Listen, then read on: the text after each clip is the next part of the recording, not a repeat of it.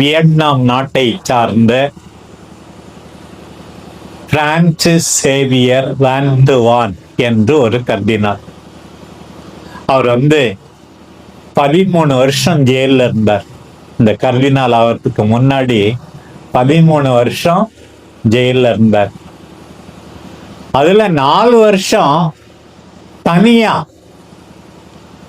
தனி அறையில தனியாவே இருந்தார். இன்னும் 9 வருஷம் மத்தவங்க கூட இருந்தார்.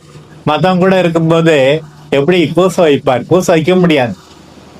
அரசு ஒத்துக்கல. இவர் யாராவது பார்க்க வருவாங்கல்ல, அவங்க கிட்ட அவங்க டார்ச் லைட்ல கொஞ்சம்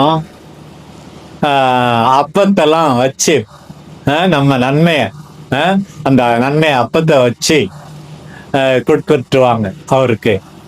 அப்புறம் ஒரு சின்ன பாட்டில்ல மெடிசன் ஃபார் ஸ்டமக்கே, வயிற்று வலிக்கு மருந்துன்னு சொல்லி கொஞ்சம் திராட்சை ரசம் ஒரு பாட்டில்ல கொடுப்பாங்க.